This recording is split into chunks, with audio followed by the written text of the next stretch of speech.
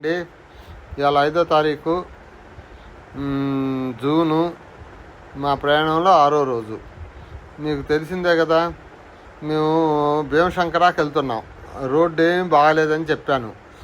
Road అన్నీ గోతులు, single road. ఎదురు ఒక వెహికల్ వస్తే ఇంకొక వెహికల్ వెళ్ళటానికి దారి లేదు. మేము ఆ రోడ్లోనే వెళ్తున్నాము. చీకటి కూడా పడిపోయింది. ఇంకా మాకు ఫ్యూయల్ కూడా తగ్గిపోయింది. ఫ్యూయల్ మాకు ఒక 30 కిలోమీటర్స్ చూపిస్తుంది మా కార్లో, ఇంత దూరం వస్తుందని చెప్పని. మేము ఏమనుకున్నామంటే పెట్రోల్ కొట్టించుకొని వెళ్దాము అనుకున్నాము. ఎక్కడన్నా పెట్రోల్ దొరికిద్దా అని అడిగితే, అక్కడ వాళ్ళని అడిగితే వాళ్ళు ఏమన్నారు, ఇక్కడెక్కడ పెట్రోల్ దొరకదండి, మీకు 20 కిలోమీటర్స్ వెనక్కి వెళ్ళాలా, అక్కడే పెట్రోల్ ఉంది, అక్కడ పెట్రోల్ కొట్టించుకోవచ్చు మీరు అన్నాడు. అంటే 20 కిలోమీటర్స్ వెనక్కి వెళ్ళటం అంటే కష్టం కదా. మరి మేమేమనుకున్నాము, గోతులు కూడా ఉన్నాయి అదే రోడ్లో వెనక్కి వెళ్ళినా కానీ మాకు అటైతే కుదరదని చెప్పని మేము ముందలకే వెళ్తామండి, ముందర ఎక్కడన్నా దొరికిద్దామంటే లేదండి ఇక్కడెక్కడా దొరకదు అన్నాడు. అంతలోకి ఒక అబ్బాయి వచ్చి అతను ఏమన్నాడంటే, ముందరకు వెళ్ళండి, ముందర పెట్రోల్ ఉంది, కాకపోతే ఒక 15 కిలోమీటర్స్ వెళ్ళాలా, మీకు ఒక 10 కిలోమీటర్స్ తర్వాత డైవర్షన్ వస్తుంది, లెఫ్ట్కి వెళ్తేనేమన్నా భీమశంకర, రైట్కి వెళ్తేనేమన్నా మీకు పెట్రోల్ ఒక 5 కిలోమీటర్స్లో పెట్రోల్ ఉంటుంది, అక్కడ మీరు పెట్రోల్ కొట్టించుకోవచ్చు అన్నాడు. అదే మళ్ళీ వెనక్కి తిరిగి అదే రోడ్లో వెనక్కి వెళ్తే మీకు భీమశంకర వస్తుంది, భీమశంకరకి వెళ్ళొచ్చు అని చెప్పి అన్నాడు. సరేరా బాబు, ఇది ఏదో బాగుంది అని చెప్పని మేము అదే రోడ్లో ఆయన చెప్పినట్టుగా ఫాలో అయ్యి వెళ్ళాం. ఒక 10 కిలోమీటర్స్ వెళ్ళిన తర్వాత మాకు డైవర్షన్ వచ్చింది.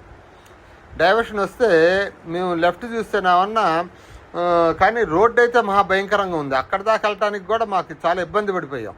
ఎందుకంటే అక్కడ గోతులు, మళ్ళీ రోడ్డు ఏమన్నా వంకర టింకర్లు, అసలు దారిలో మట్టి రోడ్డు కూడా ఉంది, అది కూడా మట్టి రోడ్డు, గోతులు కూడా ఉన్నాయి, అది మళ్ళీ క్లైంబింగ్ అవ్వాలి, మేము స్టీప్ హిల్ ఉంది.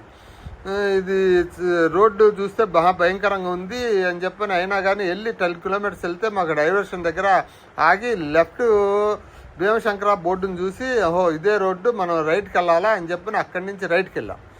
రైట్కి వెళ్తే మాకు 5 కిలోమీటర్ల పెట్రోల్ బంక్ ఉంటుంది అన్నాడు. కానీ 5 కిలోమీటర్లు వెళ్తే ఆ పెట్రోల్ బంక్ లేదు. లేకపోయేటప్పటికే మాకు కొంచెం డౌట్ వేసింది, అబ్బాయి కరెక్ట్ చెప్పాడా లేదా, కరెక్ట్ చెబితే ఇక్కడ ఉండాలి కదా అనుకున్నాం. లేదు సరే ఇంకొంచెం ముందరికి వెళ్తే వస్తుందేమో అని చెప్పని ఇంకొంచెం ముందరికి వెళ్ళాం. ఖచ్చితంగా కొలతలు కొలవలేరు కదా వాళ్ళు. సరే నేను చెప్పి ఇంకొంచెం ముందరికి వెళ్తే ఇంకే పెట్రోల్ బంక్ రాకపోయేటప్పటికి అక్కడ ఒక మనిషి కనిపిస్తే, అంటే కొట్టే అది, ఆ కొట్లో ఆయన అడిగితే ఆయన ఏమన్నాడంటే, ఇక్కడ మీకు ఎక్కడ పెట్రోల్ దొరకదండి, మీరు 30 కిలోమీటర్స్ వెనక్కి వెళ్ళాలా, వెళ్తేనే కానీ మీకు పెట్రోల్ దొరుకుతుంది అన్నాడు. 30 కిలోమీటర్స్ వెనక్కి వెళ్ళటం కుదరదండి, మాకు ముందర వెళ్తే దారి ఏదో చెప్పండి, పెట్రోల్ దొరికే దారే అన్న. అంటే మీరు కొంచెం ముందరికి వెళ్తే ఒక టౌన్ దొరుకుతుంది, ఆ టౌన్లో మీకు ఏమన్నా పెట్రోల్ దొరకొచ్చేమో, అక్కడికి వెళ్ళండి అన్నాడు. సర్లే అని చెప్పని 10 కిలోమీటర్స్ చిన్నగా మరి బండి నడుపుకుంటానే ఆ గోతుల్లోనే బయలుదేరుకుంటా వెళ్ళాము. వెళ్తే ఒక చోటకి వెళ్తే ఒక సెంటర్ వచ్చింది. సెంటర్ వచ్చిన తర్వాత ఆ సెంటర్లో చూస్తే ఎవరు లేని కూడా లేరు. అంతలో ఒక బండి వస్తుంది. బండి వస్తుంటే ఆ బండి అతన్ని ఆపి అడిగాం, ఏమండి పెట్రోల్ ఎక్కడ దొరుకుతుందంటే, మీరు కొంచెం ఇటు రైట్కి వెళ్ళండి, రైట్లో పెట్రోల్ బంక్ ఉంది, ఒక 2 కిలోమీటర్స్ వెళ్తే అక్కడ మీరు పెట్రోల్ తీసుకోవచ్చు అన్నాడు. సర్లే అని చెప్పని ఆ 2 కిలోమీటర్స్ వెళ్తే మాకు పెట్రోల్ బంక్ కనిపించింది. ఆ పెట్రోల్ కొట్టించుకున్నాం. అక్కడ ఫుల్ చేయించుకున్నాం, ట్యాంక్ అంతా చేయించుకున్న తర్వాత వాళ్ళని అడిగాం, బాబు భీమశంకర ఎన్ని గంటలకు తెరుస్తారు, రేపు మార్నింగు దర్శనం జరుగుతుందా అని చెప్పన్నాం. టికెట్లు ఏమన్నా ఇస్తారా అని చెప్పని అడిగితే, టికెట్లు ఏమో అక్కడ ఇవ్వరండి, మీరు డైరెక్ట్గా దర్శనం ఉంటుంది, కానీ ఇప్పుడు టెంపుల్ రెనోవేషన్లో ఉంది, మీరు టెంపుల్కి వెళ్ళటం కష్టమేనో, దర్శనం దొరకదు, మీరు 15వ తారీఖు దాకా ఆగితేనే కానీ దర్శనం దొరికిద్ది అన్నారు. అంటే మాకు ఏం చేయాలో అర్థం కాల. ఇంకా మేము ఏమనుకున్నాము, ఇదేంటి ఇట్లా జరిగిందని చెప్పని మరి భోజనం ఎక్కడన్నా దొరుకుతుందా అని అడిగాం. అంటే పక్కన హోటల్ ఉందండి, ఆ హోటల్లో మీరు భోజనం చేయొచ్చు అన్నారు. సర్లే అని చెప్పని భోజనానికి వెళ్ళి భోజనం చేద్దామని చెప్పని పక్కన హోటల్కి వెళ్ళాం. వెళ్తే హోటల్లో కూడా అడిగాము. అడిగితే వాళ్ళు ఏమన్నారంటే భీమశంకర క్లోజ్ అయి ఉందండి, మీరు 15వ తారీఖు దాకా మీరు ఉండి చూసి వెళ్ళొచ్చు, 15వ తారీఖే ఓపెన్ అవుతుంది అన్నారు.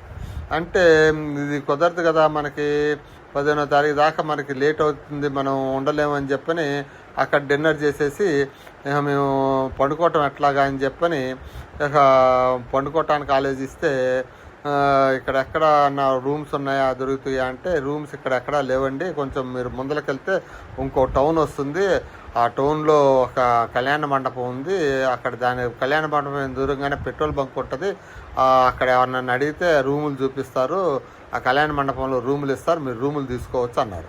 సరే ఆడికి వెళ్ళిన తర్వాత రూములు దొరికితే చూస్తామని చెప్పి ఆడికి వెళ్తే ఆడ కూడా రూములు తీసుకోవటానికి సౌకర్యంగా లేదు, ఎందుకంటే చీకటిగా ఉంది. మాకు ఇక్కడ కుదరదని చెప్పి ఇంకొంచెం ముందరకెళ్ళి అక్కడ ఏదన్నా ప్లేస్ చూసుకొని అక్కడే పడుకుందామని చెప్పి ఆడికి వెళ్తే ఒక ప్లేస్ దొరికింది, ఆ ప్లేస్లో పడుకున్నాము. ఆ రాత్రికి అక్కడే క్యాంపింగ్ అయితే చేయలేదు, బండిలోనే అట్లానే పడుకున్నాము. పడుకొని పొద్దున్నే లేచి ఈ విధంగా బయలుదేరా. ఇంకా ఇది నాసిక్కి వెళ్తున్నాము.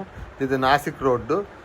నాసిక్కి ఒక 40 కిలోమీటర్స్ 60 కిలోమీటర్స్ అని చూపించింది. ఒక 10 కిలోమీటర్స్ దాకా వచ్చాము, ఇంకో 30 కిలోమీటర్స్ దాకా వెళ్ళాలా. 30 కిలోమీటర్స్లో మాకు నాసిక్ వస్తుంది. నాసిక్లో ఏదన్నా చూసుకొని అక్కడ స్టే చేసి అక్కడ త్రయంబకేశ్వర్కి వెళ్తాము. అది జరిగింది. రాత్రి జరిగిన ట్రాజిడీ వల్ల మాకు అసలు ఏం అర్థం కాకుండా పోయింది. ఈ గూగుల్ మ్యాప్ చూపించిన రాంగ్ డైరెక్షన్లో వెళ్ళటం వల్ల మాకు జరిగిన నష్టం అంతా ఇంత కాదు.